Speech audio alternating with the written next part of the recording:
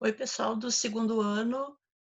Essa semana, na semana 25 a 29 de maio, a gente vai falar um pouquinho dos grupos vegetais. Na semana passada, eu mandei para vocês o vídeo, né, de introdução ao estudo das plantas. A gente viu as características gerais do grupo. E bem no finalzinho do vídeo, eu falo um pouquinho dos grupos vegetais, né? Que grupos são esses?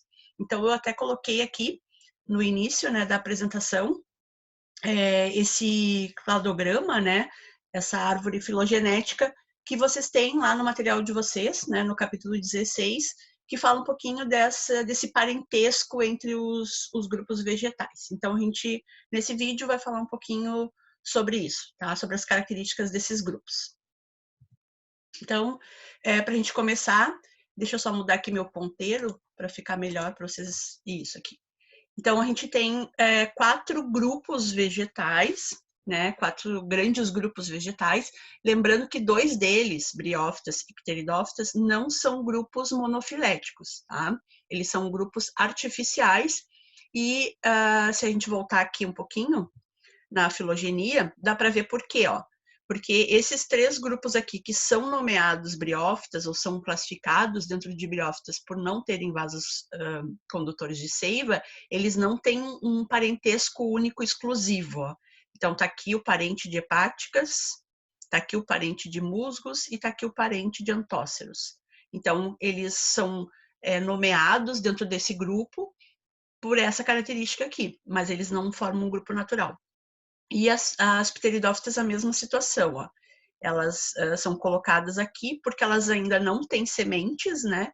Então elas não se agrupam com esses 2 aqui, mas elas também não têm um parentesco único exclusivo e por isso elas não são grupos naturais, tá? Gimnospermas e angiospermas já formam grupos naturais, porque elas vão ter, então, um maior número de características apomórficas, né, entre os indivíduos, e tem um único ancestral ali exclusivo. Inclusive, elas são grupos irmãos, né, são as mais próximas em função dessas apomorfias que elas vão compartilhar.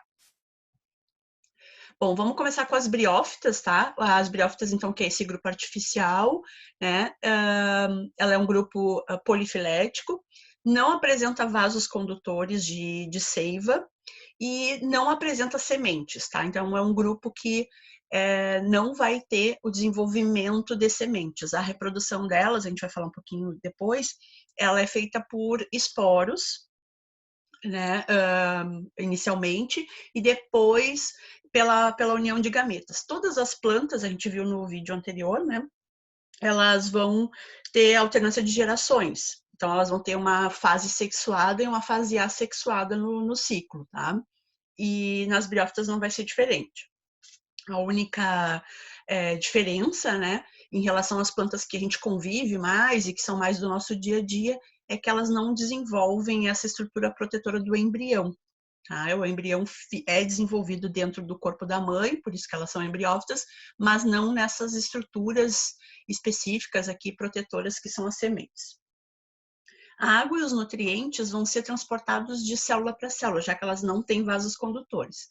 Esse processo de difusão, que é a passagem de uma célula que tem mais para que tem menos, ele é muito demorado, ele se torna muito demorado. E com isso, ele vai limitar o número de células do corpo dessas plantas. O tamanho médio de uma briófita é de 5 centímetros, tá? Vocês podem pegar aí numa régua e verificar. Então, são plantas bem pequenas mesmo, tá? Elas vão normalmente formar tapetes verdes, que a gente chama, né? Por causa desse tamanho reduzido e também pela maneira de viver. Elas vivem aglomeradas, né? Umas sobre as outras. Esse número limitado de células vai acabar dando esse porte reduzido, como eu falei, tá? Vão viver sempre em ambientes úmidos e sombreados, então a gente não vai ver briófitas em desertos, por exemplo. Elas são restritas a esses ambientes. Por quê? Porque elas são dependentes da água para reprodução.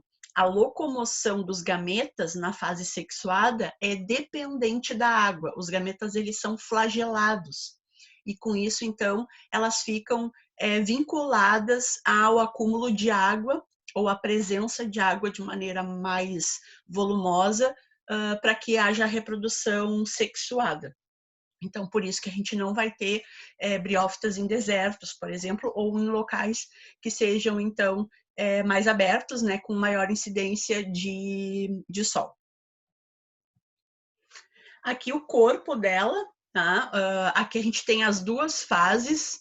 Aí tem que lembrar um pouquinho lá da metagênese que eu expliquei no outro vídeo, né, da alternância de gerações. Então, aqui embaixo a gente vai ter o gametófito, que é a fase sexuada. No caso das briófitas, ela é o único grupo, né, vegetal que tem o gametófito duradouro, ou seja, é a fase permanente, onde a gente vai ter as estruturas que corresponderiam aos órgãos. Esse é um grupo vegetal que não tem órgãos verdadeiros. Por quê? Porque elas não têm vasos condutores. Esse conceito de órgãos verdadeiros da planta, raiz, caule e folhas, ele é dado só para as plantas vasculares, as que têm vasos condutores.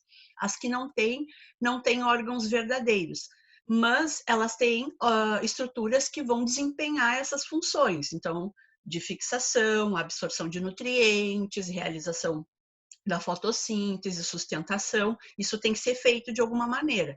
Então, no caso das briófitas, essas estruturas, elas ficam localizadas no gametófito. Nos outros grupos vegetais, elas vão estar na fase do esporófito, tá? Então, essa é uma característica exclusiva desse grupo. Então, o gametófito é permanente e o esporófito é temporário. Ele é originado, né? Ele faz a função dele, que é a produção dos esporos, depois ele degenera e morre. Então, que estruturas são essas que vão desempenhar as funções de raiz, caule e folha? O rizoide, que ele é para fixação e absorção de nutrientes. O cauloide, que também faz absorção e fotossíntese, tá? Ele é verdinho, aqui não está aparecendo, né? Mas ele é verdinho. Tem clorofila A e, portanto, ele tem a capacidade de realizar a fotossíntese, mas a princípio ele teria a função do caule, né, primordial, que é sustentação das folhas, que no caso aqui não são folhas, são os filóides, e os filóides têm a função primária de fotossíntese, tá? É a parte mais verdinha da planta. Depois a gente vai ver fotos e aí eu localizo de novo para vocês. Bom, essa fase aqui, que é a duradoura, ela vai formar os gametas, tá? Lembra, os gametas se formam por mitose. Então, nessa região aqui, a gente vai ter a formação aí do gameta masculino e do feminino, e pela presença da água, o gameta masculino ele vai nadar até o gameta feminino, e aí a gente vai ter a fecundação e a formação dessa estrutura aqui, que é essa haste com uma cápsula na ponta, e essa cápsula é a formadora dos esporos. Então, dentro da cápsula vai ocorrer a meiose, a formação dos esporos e a liberação. Isso aqui é temporário. E vejam que ela não tem clorofila A, ela não é verde. Então, ela não tem a capacidade de realizar fotossíntese e, por isso, ela é dependente dos nutrientes que vêm daqui, tá? Quando termina a função dela de produtora de esporos, essa haste, essa cápsula degeneram e morrem, e a plantinha volta a ter só a fase do gametófito de novo. Vamos ver aqui no ciclo, tá? Então, eu peguei aqui... isso eu não falei ali, mas elas vão ter sexos diferentes, tá? A gente vai ter plantinhas, então, machos, né? E plantinhas fêmeas, ou seja, plantinhas que vão dar origem aos gametas femininos, que no caso aqui é a oosfera, o nome desse gameta, e a gente vai ter plantinhas que vão dar origem aos gametas masculinos, que o nome desse gameta é anterozoide, ó, ele é um gameta flagelado. O flagelo, ele só se movimenta no ambiente aquático, então, por isso, a dependência da água para a reprodução. Bom, o que vai acontecer? Os anterozoides vão se locomover através dessa água acumulada entre as plantinhas, entre os gametófitos diferentes, e vão até a plantinha feminina localizar a oosfera, tá? Essa oosfera, ela vai sofrer fecundação e vai germinar, dando origem a essa estrutura aqui, que é o esporófito. Então, vai começar a surgir uma haste e lá na ponta da haste a cápsula.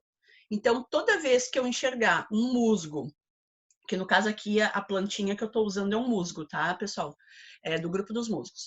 Toda vez que eu enxergar um musgo que tenha uma haste, uma cápsula, é um musgo fêmea, porque a fecundação ocorre no corpo da fêmea, não no corpo do macho, tá? Então a gente consegue ver quem é macho e quem é fêmea.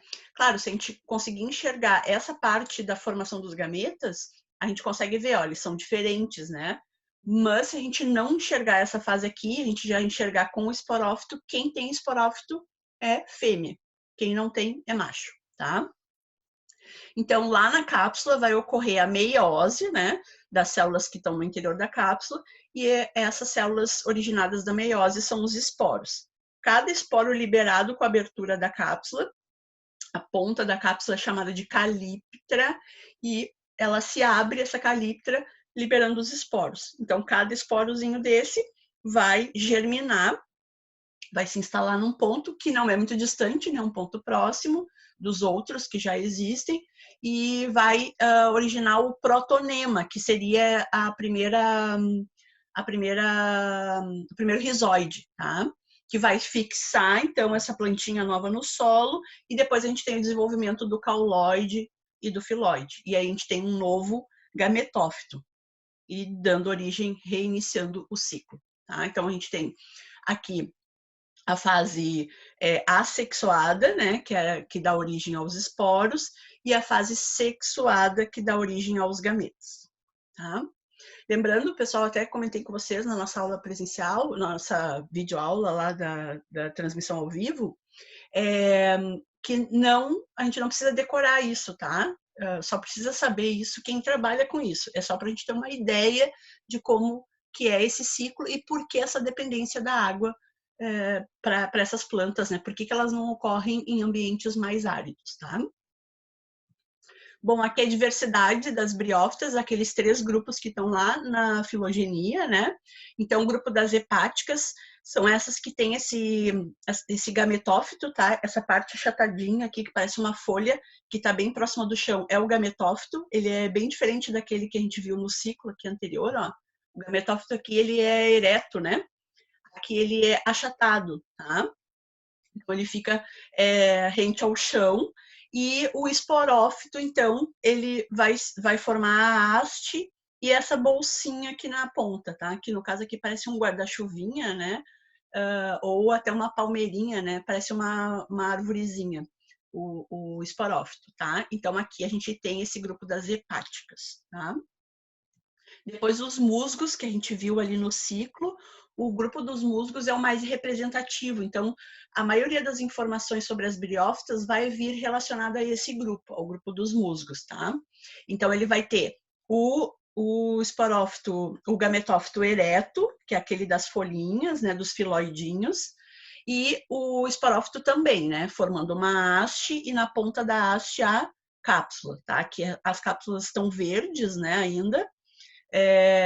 Não, por fato dele ser verdinho, não quer dizer que ele está acumulando a clorofila A especificamente, tá?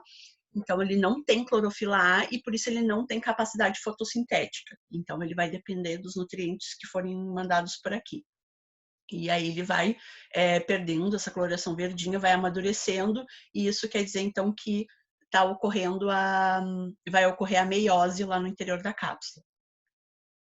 E aqui o terceiro grupo, os antóceros, né? Eles também vão ter gametófito achatado, ó, aqui, como está representado, assim como o das hepáticas. E o esporófito, ele é tubular. Tá? A cápsula que fica lá na ponta, ela não toma um formato diferente da haste. Então, é um tubinho longo. Então, fica como se fossem vários galinhos espetadinhos, né? Tá? Ok, aqui, os 3 grupos. Então, aqui a gente tem o grupo das briófitas, tá? Bom, as pteridófitas também formam um grupo artificial, né, como a gente viu. Eles já vão apresentar vasos condutores, é o primeiro grupo a apresentar vasos condutores de seiva, e isso vai, então, fazer com que agora a gente já tenha a nomenclatura de órgãos verdadeiros. raiz, caule e folhas. Então, é um grupo que já apresenta os órgãos verdadeiros. Porém, ainda não apresentam sementes, tá? E esse grupo vai apresentar lá na fase gametofítica gametas flagelados, gametas masculinos flagelados. Então, eles também vão ser dependentes da água para a reprodução. Vão ocorrer, então, em lugares mais sombreados, assim como as briófitas. Qual é a diferença? É que, como elas já apresentam vasos condutores de seiva, elas atingem tamanhos maiores. Então, elas crescem mais, né, em função desse sistema condutor, distribuidor de seiva bruta e elaborada. Os vasos condutores, tem um conjunto de vasos condutores chamado de xilema. Eles têm uma substância que também vai ocorrer no caule, que é a lignina. Essa substância lignina é como se fosse o cálcio das plantas, né? O cálcio, para nós, ele se acumula nos nossos ossos, dando maior resistência aos nossos ossos e dando maior sustentação para o nosso corpo, certo? A lignina é como se fosse o cálcio dos nossos ossos, tá? Ela é o cálcio da estrutura de sustentação das plantas. Então, ela vai dar maior resistência e vai, então, oportunizar uma sustentação mais eficiente. E com isso, as plantas podem crescer, né? E ter a posição ereta como elas têm, tá? Então, isso é também relacionado aos vasos condutores, tá? Essa lignina, essa substância, ela surge ao mesmo tempo que os vasos condutores conhecidos como xilema. E com isso, então, essa oportunidade, né, de crescimento de tamanhos maiores. Aqui, só para vocês te lembrar, né, isso aqui, esse conteúdo a gente via lá no 7º ano, né, que eram as plantas, a diferença de xilema e floema. Xilema, então, são esse conjunto de vasos condutores da seiva bruta ou mineral. Então, ela é rica em água e sais minerais, tá? E tem esse reforço da lignina. E o floema, ele é o conjunto de vasos condutores que vai transportar a seiva orgânica ou elaborada, que é o resultado da fotossíntese, né? Então, ela vai ser rica em glicose, essa seiva, tá? Bom, aqui nas pteridófitas, o esporófito, ele é permanente, ele é a fase, então, onde a gente vai ter a raiz, o caule e as folhas do vegetal, e ele é independente, né? Então, ele vai realizar a fotossíntese, tá? Esse grupo, então, como eu falei, ele é dependente da água para a reprodução. Então, vamos ver aqui o ciclo. A gente tem aqui, como exemplo, né, dentro desse grupo, as samambaias, os xaxins, as avencas, tá? E esse ciclo que eu peguei aqui, essa imagem é o ciclo de uma samambaia, tá? Aqui a gente tem a samambaia. Isso tudo aqui é uma folha, tá? Isso tudo aqui é uma folha. E cada ramificaçãozinha aqui é um folíolo, tá? Beleza? Então, aqui, por exemplo, a gente tem um aumento de um folíolo, que é essa partezinha aqui. Aqui a gente vai ter o caule, que no caso da samambaia é um caule do tipo rizoma, que é um caule que fica paralelo ao solo, e as raízes, tá? São raízes que vão apresentar mais ou menos o mesmo tamanho, são raízes adventícias, tá? Muito bem. Então, essa fase aqui, que a gente está enxergando, que é a planta, ela é a fase duradoura, ela é o chamado esporófito, tá? Se ela é o esporófito, ela é a fase formadora de esporos, certo? Então, onde vão ser formados esses esporos? Nessas estruturazinhas aqui, chamadas soros, no caso da samambaia, tá?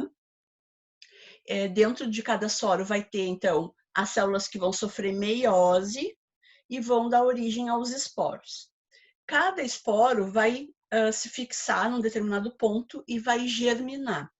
Nessa germinação do esporo, a gente vai ter a origem do gametófito nas pteridófitas. Ele é chamado de prótalo, esse gametófito. E é um gametófito que vai ter a formação dos dois tipos de gametas, do gameta masculino e do gameta feminino. Então, a gente vai ter nessa região aqui, ele tem um formato cordiforme, que a gente chama, né, um formato de coração. Nessa região aqui, a gente vai ter a formação dos gametas femininos, então a gente vai ter a estrutura chamada arquegônio, e lá dentro do arquegônio a oosfera, que é o gameta feminino, e nessa região aqui, onde tem essas barbichinhas aqui, a gente tem a formação dos gametas masculinos, tá? O nome da estrutura é anterídeo, e dentro do anterídeo a gente tem a formação dos anterozoides, que é o gameta. Esses anterozoides, pelo fato do gametófito estar num ambiente rico em água, ele vai conseguir nadar até aqui. E ali, então, vai ocorrer a fecundação e o início do desenvolvimento do esporófito de novo. E aí a gente vai ter de novo essa plantinha aqui, tá? Então, a gente vai ter aí o desenvolvimento das raízes, né? E gradualmente essa região aqui, que era o prótalo, ele vai degenerando e vai morrendo. E aí eu tenho, então, o caule, as folhas e as raízes até formar a planta de novo. Então, como lá nas briófitas, né, uma fase assexuada, formando os esporos, e uma fase sexuada, formando os gametas. Diversidade das pteridófitas. A gente tem o grupo das licófitas, que é o mais antigo, vai ter só 2 gêneros vivos hoje, o licopódio e a selaginella.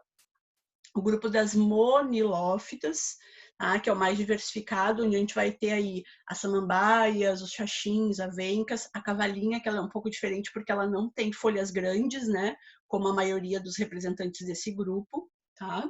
A gente vai ter as pteridófitas aquáticas também aqui nas monilófitas.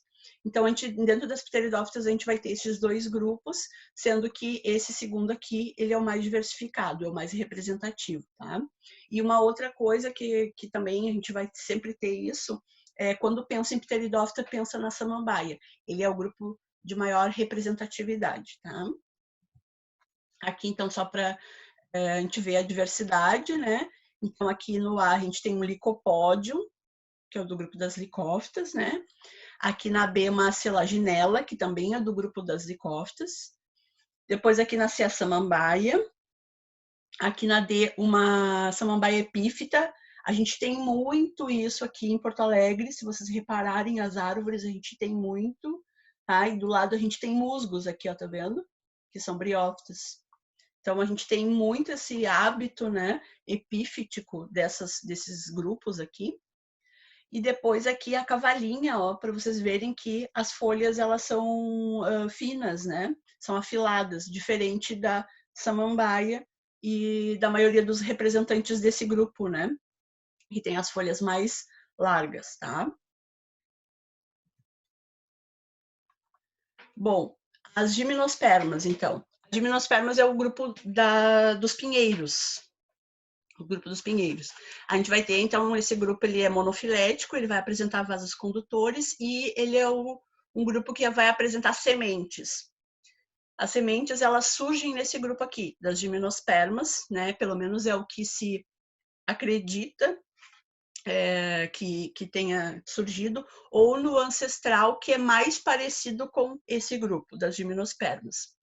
Não apresentam flores e frutos, porque as flores e os frutos, como a gente viu no vídeo anterior, são características exclusivas das angiospermas, tá? Que é o próximo grupo que a gente vai falar. E esse grupo vai apresentar os grãos de pólen. Esses grãos de pólen aqui, eles vão abrigar, vão carregar os gametas masculinos. E com isso, a gente tem aí a independência da água para a reprodução. Porque o grão de pólen ele pode ser levado pelo vento ou ainda por agentes polinizadores, tá? No caso não necessariamente a água, né? A gente pode ter ocorrência da água carregando o grão de pólen? Pode, mas não é dependente, tá? Nesse grupo das gimnospermas, o principal agente polinizador é o vento. Então, eles vão ter grãos de pólen com morfologia adaptada para ser carregado pelo vento. Então, vão ser grãos de pólen muito leves, capazes de ser carregados pelo vento. E uma coisa que é das gimnospermas, né, é a presença, então, dessas estruturas reprodutoras chamadas de estróbilos, onde a gente vai ter o desenvolvimento aí dos gametas masculinos e femininos. Os estróbilos a gente conhece popularmente como pinha. Aqui os diferentes tipos de pinha que existem.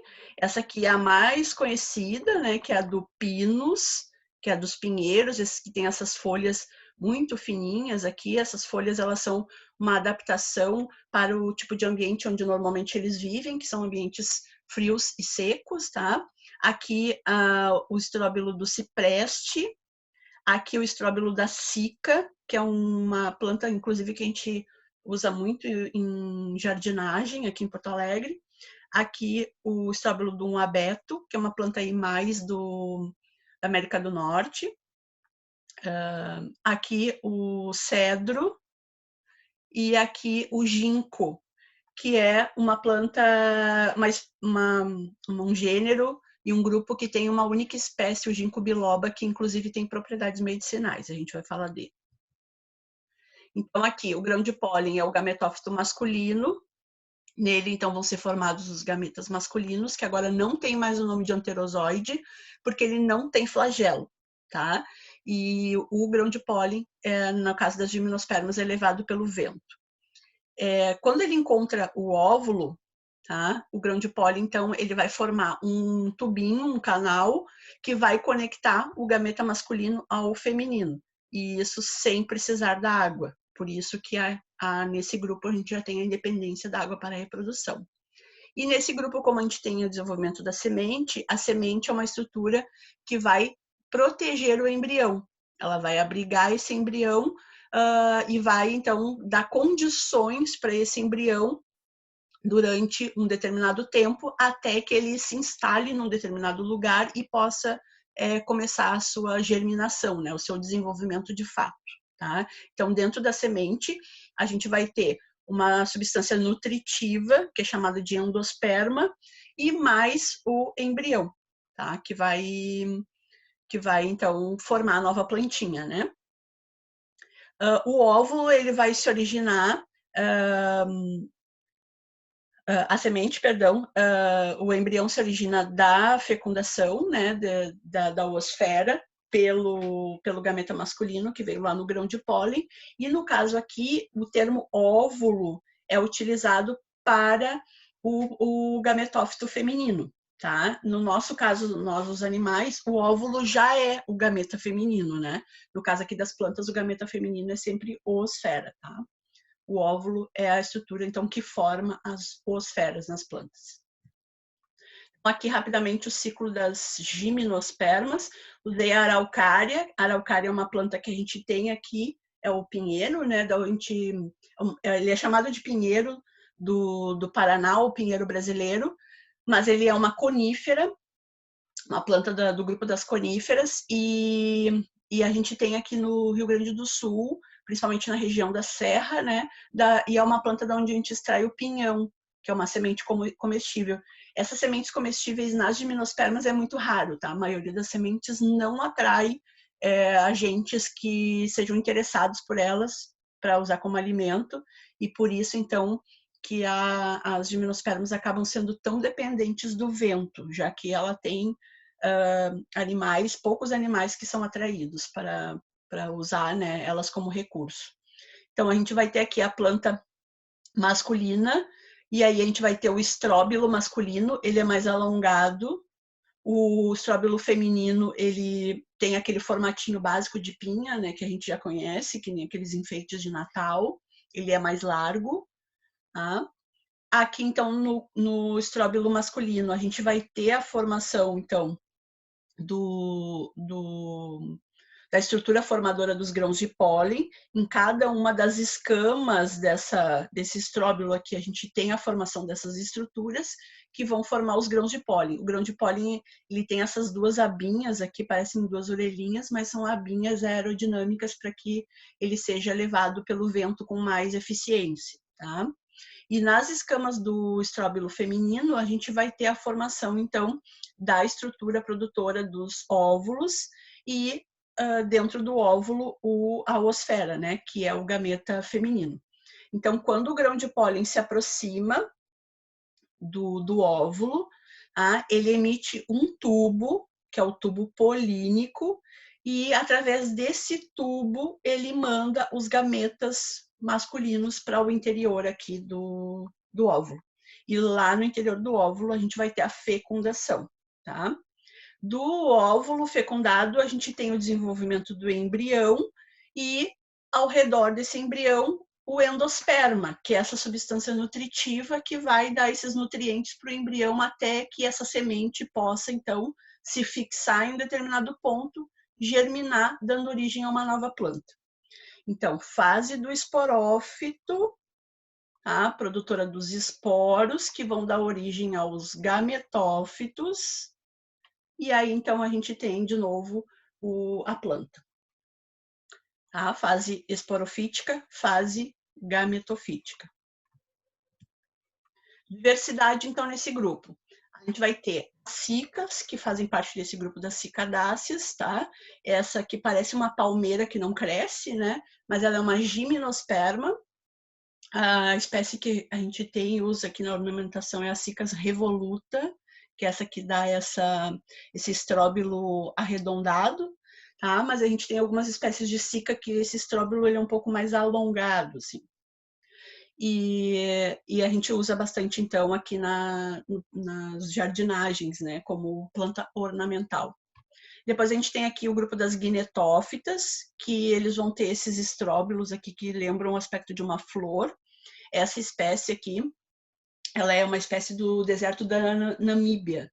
Então, esse grupo das guinetófitas, a gente vai ter a ocorrência delas ou nas regiões desérticas ou nas regiões de savana, tá? Que tem o clima mais árido.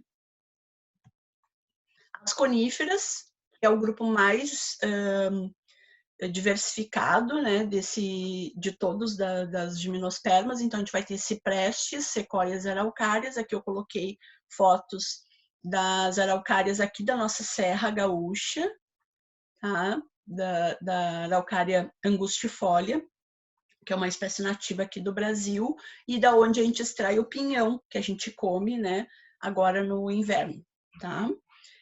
Essa mata de araucária angustifolia, ela é um bioma diversificado dentro do bioma Mata Atlântica. Então, ela é chamada de mata de araucária e ela ocorre dentro do bioma Mata Atlântica, que a gente tem aqui no Rio Grande do Sul.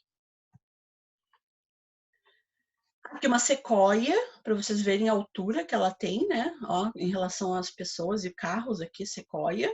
Tá? Ela é uma espécie mais, então, da região norte do nosso planeta, tá? E aqui o cipreste, que também não é muito natural daqui, né? Elas são espéciezinhas mais também da parte norte, mas a gente pode cultivá-las aqui, elas se adaptam bem ao nosso clima. As gincófitas, que tem a única espécie chamada ginkgo biloba, a única espécie viva, tá? O ginkgo biloba, ele também é conhecido como nogueira do Japão. E ele ficou, então, conhecido pelas propriedades terapêuticas. Ele foi a primeira planta a germinar em Hiroshima, depois do ataque da bomba atômica, tá? Lá em Hiroshima. Então, quais são as propriedades terapêuticas, tá? Ele melhora a circulação sanguínea, reduz tonturas, tem registros de melhora de memória e alivia dores nas pernas e nos braços. Isso está relacionado a essa melhora da circulação sanguínea, tá? E tem alguns que acreditam ainda que ele aumente o desejo sexual, e isso está relacionado ao aumento da circulação na região dos órgãos genitais, tá? Então, ela é utilizada para vários fins terapêuticos, né? Mas ela também é uma planta ornamental, ela dá uma folhagem bem bonita e no outono ela fica amarelada, né? Dando aquele tom amarelo do outono. E aqui está o estróbilo, tá? Que depois cada uma dessas escaminhas aqui vai virar uma bolotinha, que é da onde eles extraem, né, a substância para fazer os medicamentos esses. E nesse grupo aqui, o grupo das pináceas, que é o grupo dos pinheiros, né, o grupo dos pinos, Antes eles eram colocados junto com as coníferas, porque o estróbilo deles tem um formato de cone mesmo, né? Porém, em estudos recentes, eles ficaram mais aparentados com o grupo das guinetófitas, tá? Que é aquele grupo lá que vai ocorrer nos desertos. E a espécie que a gente conhece é o Pinus, tá? Ela é uma espécie originada do hemisfério norte. Então, para nós, aqui ela é uma espécie exótica, mas ela é amplamente cultivada, principalmente para extração de madeira e de papel. E, inclusive, eu coloquei essa fotinho aqui, que a gente encontra muito quando a gente vai em viagens para o interior ou até para a praia, né? Mas principalmente para o interior, a gente encontra essas grandes áreas cultivadas de pino. Essas áreas aqui são chamadas de desertos verdes, porque nessas plantações a gente não vai ter desenvolvimento de outras plantas, porque o pinus, essa folha aqui do pinus, que tem esse formato afilado para resistir a temperaturas baixas e a seca, que é comum no hemisfério norte, né? Ela produz uma resina e quando ela cai ao chão, essa resina impede o desenvolvimento de outras plantas, tá? E então vai ser bem comum nesses desertos verdes, né, não ter o desenvolvimento de outras plantas. E aqui, então, só para a gente ter, aqui é o gametófito, perdão, o estróbilo masculino, que ele é mais alongadinho, ó, tá vendo? E aqui o estróbilo feminino, né, que é mais largo. Tá? Então, essas foram as gimnospermas. Vamos então às angiospermas. Também é um grupo monofilético, é o mais diversificado e amplamente distribuído. Essa diversidade ela é dada pelo surgimento de duas estruturas importantes, que são as flores e os frutos. Então, elas têm vasos condutores, assim como gimnospermas e pteridófitas, têm sementes, assim como as gimnospermas. Então, angiospermas e gimnospermas, elas são classificadas como fanerógamas, em função da presença da semente, e apresentam grãos de pólen, tá? A presença do grão de pólen torna esse grupo independente da água para a reprodução. Rapidamente aqui a flor, tá? Ela tem 4 conjuntos estruturais, tá? O cálice, que é essa parte verdinha aqui, que a gente conhece como sépalas. A corola, que é constituída pelas pétalas. O gineceu, que é o conjunto de órgãos femininos, que vai formar, então, as oosferas. E o androceu, que é o conjunto de órgãos masculinos, onde a gente vai ter a formação dos grãos de pólen. Então, aqui no androceu, a gente tem esse filete, e na ponta lá a gente tem a antera. Dentro da antera, a gente tem, então, a formação dos grãos de pólen, tá?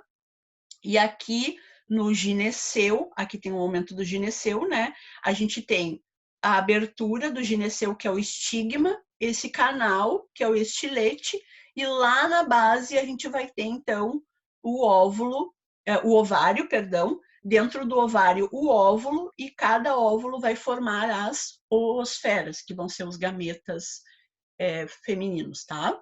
Esses 4 conjuntos, eles ficam conectados aqui embaixo, unidos nessa base, chamada de receptáculo floral, tá? E o receptáculo floral vai se ligar ao restante da planta através do pedúnculo floral. O receptáculo floral, ele pode, inclusive, se desenvolver e formar os chamados pseudofrutos, tá? Assim como pedúnculos florais também. Então, a gente tem essa estrutura floral aqui. E os frutos, eles são formados a partir do ovário. O ovário está aqui, ó. Essa base aqui, grandona, né, do gineceu, é o ovário. Lá dentro do ovário a gente vai ter os óvulos e cada óvulo vai dar origem aos gametas, as oosferas, tá? Então, os frutos vão se formar do superdesenvolvimento do ovário após a fecundação. Se não ocorrer fecundação, o ovário não desenvolve e a gente não tem formação de fruto. Para que o fruto se forma? Ele é uma estrutura protetora das sementes. E ele é constituído, então, de 2 regiões. A semente, que ele está protegendo, e o pericarpo. É esse pericarpo aqui que, em alguns frutos, fica suculento e a gente come, tá? Ele tem um sabor agradável, né? A gente vai ter sabores diversificados, mais adocicados, mais para amarguinhos, azedos, né? E conforme o sabor desse pericarpo, a gente consome ele ou não, né? Na nossa alimentação. E a gente vai ter também a utilização das sementes na nossa alimentação. Então, arroz, feijão, o trigo, a ervilha que está saindo aqui da vagem. No caso da vagem, a gente pode comer a vagem, né? Ou só a ervilha, isso depende muito. Aquela vagem até ela é uma vagem de feijão e não a vagem da ervilha, né? Mas a gente pode consumir, tá? A vagem também como alimento. A vagem é o fruto e as sementinhas que estão lá dentro, né? Estão sendo protegidas por essa estrutura. Eles vão ser classificados de acordo com a textura. Então, a gente vai ter pericarpos secos, que aí podem ser deiscentes e indeiscentes. O que é isso? Os deiscentes se abrem naturalmente e expõem as sementes ao ambiente, e os indeiscentes precisam de uma ajudinha, ou de algum agente dispersor, né? Então, um animalzinho, quando vem comer o pericarpo ou a semente, né? Então, ele acaba aí abrindo esse fruto. Ou ainda alguma ação do tempo, como por exemplo fogo, né? Chuva, então a gente precisa de uma ação do tempo aqui, ou um agente animal, né? Para nos ajudar aqui na abertura do fruto. E os frutos, além de secos, deiscentes ou indeiscentes, eles podem ser carnosos, que são aqueles mais suculentos. E a gente tem dois tipos, a baga e a drupa. Qual é a diferença? A baga, ela é multiespérmica, ela tem muitas sementes, que é o caso do tomate aqui, ó. O tomate é um fruto carnoso do tipo baga. Ou ela pode ter uma única semente, que a gente chama de caroço, que então a gente tem aí um fruto carnoso do tipo drupa, é o caso do pêssego, por exemplo, tá? Dentro das angiospermas, a gente tem dois grandes grupos, as dicotiledôneas e as monocotiledôneas. Então, eu fiz aqui, botei essa figurinha bem legal que eu achei, mostrando as diferenças, tá? Então, dentro da semente, a gente tem duas folhas originais ou uma folha original. Essa folha, essa primeira folha formada é chamada de cotilédone. Então, quando dentro do embrião a gente encontra essas duas dessas folhas primordiais, a gente tem uma dicotiledônia. Quando a gente encontra uma só, a gente tem uma monocotiledônia, tá? Então, dicotiledônia, dois cotilédones, monocotiledônia, um só. Perdão. Nas dicotiledôneas, as folhas têm nervuras chamadas reticulares. São essas que têm um eixo principal e eixos secundários partindo desse eixo principal, tá? Nas monocotiledôneas, as nervuras são sempre paralelas à borda da folha. Então, aqui, ó, disposição das nervuras paralelas. Monocotiledônea. Nas dicotiledôneas, os vasos condutores de seiva ficam sempre numa posição circular, mais próximas do centro do caule. No caso das monocotiledôneas, esses eixos eles ficam difusos, eles ficam bem sem uma organização única, tá? Ficam bem espalhados ao longo do caule. Então, feixes circulares, dicotiledôneas, feixes dispersos, monocotiledôneas. A raiz das dicotiledôneas ela é axial ou pivotante. O que isso quer dizer? Tem um eixo principal e raízes menores secundárias, tá? Lembra aí da cenoura, ou do aipim, é uma dicotiledônea. E aqui a gente tem a monocotiledônea que tem raízes do tipo cabeleira. As raízes elas partem todas desse ponto aqui e elas têm mais ou menos o mesmo tamanho, por isso que ela é chamada de tipo cabeleira. Então ela é fasciculada ou do tipo cabeleira, tá? Então monocotiledônea. É a raiz do milho, por exemplo, quem tem oportunidade ou a raiz da grama, tá? A raiz da grama, a grama é uma monocotiledônea. E para finalizar, a gente vai ter aí a flor. Nas dicotiledôneas, elas têm o padrão tetrâmero ou pentâmero, ou seja, tem 5 pétalas ou 4 pétalas, ou múltiplos desses números, né? Múltiplos de 4 ou 5. E nas monocotiledôneas, elas são flores trímeras. Elas vão ter 3 pétalas ou ainda múltiplos de 3. Esses elementos florais são pétalas e sépalas. Então, aqui no caso a gente tem 6, né? 6 pétalas, a gente vai ter 6 sépalas lá embaixo também. Então, aqui também a gente tem 5 pétalas, a gente vai ter 5 sépalas. Então, cálice e corola, né, que são as estruturas florais aí de sépalas e pétalas, elas vão ter sempre o mesmo número. Esses são os chamados elementos florais, tá? Sépalas e pétalas. Então, nas dicotiledôneas, 4 ou 5, ou múltiplos de 4 ou 5, e nas monocotiledôneas, 3 ou múltiplos de 3. Tá? Aqui, então, exemplos, né, de dicotiledôneas, árvores em geral, roseira, feijão, a cenoura, como eu falei, né, o aipim, tá? E aqui, exemplos de monocotiledôneas, milho, arroz, grama, bananeira, cana-de-açúcar, tá? São monocotiledôneas. Que está falando aqui do crescimento secundário, tá? Esse aqui geralmente com crescimento secundário, geralmente sem crescimento secundário. Esse crescimento secundário, ele está relacionado à altura da planta. Então, como nas dicotiledôneas elas têm crescimento secundário normalmente, elas vão ser plantas mais altas do que monocotiledôneas, já que a maioria das monocotiledôneas não tem, tá? Crescimento secundário. Então, esse crescimento secundário está relacionado à altura da planta. Então, encerramos, né, os grupos vegetais. Desejo para vocês uma boa semana de estudos. Vamos nos falar, então, ao longo da semana, nas nossas transmissões ao vivo. Fiquem bem, fiquem em casa. Beijo da prof.